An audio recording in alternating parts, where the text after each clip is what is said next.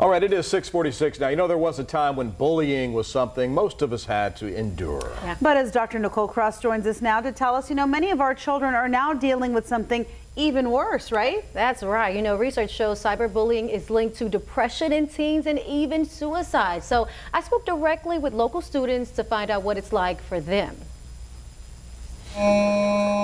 Even if your kid isn't targeted at school, any child can become the victim of cyberbullying. Help me understand your definition or your understanding of what cyberbullying is. When someone is saying rude things to you over social media or through text, they could be judging on your looks, what you post, and then they could also be like anonymous stuff. These students are part of the Peer Assistance and Leadership Program at Small Middle School in Austin. They are trained to address issues like cyberbullying and healthy peer relationships. Each of them have had first-hand experience with cyberbullying. The worst form of cyberbullying I've seen was when there was a group chat and then there was a bunch of boys and then there was this one girl.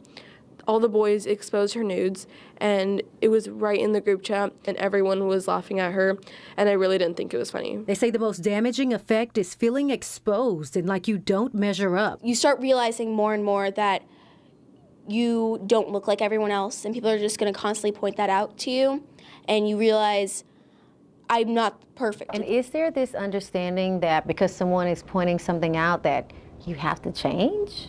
Or is that just pressure? It feels like more pressure because if more than one person starts pointing it out, you start realizing it too. According to the latest statistics compiled by StopBullying.gov, 9% of students in grades 6 to 12 have experienced cyberbullying, while 15% of high school students have. Dr. Jennifer Jacobson is a child and adolescent psychiatrist at Dell Children's. She tells me some teens are taking desperate measures to escape cyberbullying. So the effects of cyberbullying can look like depression. We've even seen several children and adolescents attempt suicide because of the cyberbullying that they're enduring. Dr. Jacobson says parents need to have a direct and honest conversation with their kids about cyberbullying. Come at it from a place of support and not being non-judgmental and reminding them that this is not their fault. But don't be too direct, or these teens say your child might just like shut down and not want to say anything and not talk about it. Instead,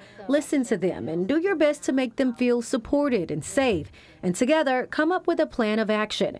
Here's some more advice. I think teens should screenshot the cyberbullying incident and tell their friends about it and an adult that they trust. You should just ignore it unless it gets bigger and bigger, because usually what teens do, they fight back and then it just becomes like a huge incident. And if it does become a bigger issue, block the person on social media. Most social media sites have instructions on their settings where you can control how to block the user.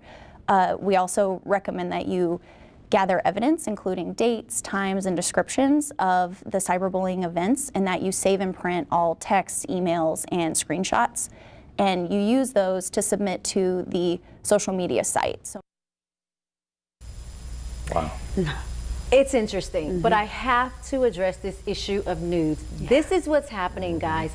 Teens, females, are sending nude pictures of themselves to boys so that boy can evaluate if they're a good person to date. This is happening. We're talking about middle school students? Middle school students. It blows my mind. Wow. But it is absolutely happening. And parents, you have to monitor your kids' social media activity. And there is an app for that. It's called Kaspersky Safe Kids. That's an app that you can use to monitor what your kids are doing online. How about also just telling your kids, you know what, you are enough. You don't need to be doing things like that. You're enough. You don't need to be valued and critiqued and stuff like that. And that's just, you don't do that. That's not acceptable because once it's out there, you cannot get it back. All right, Nicole, thanks for being with us again.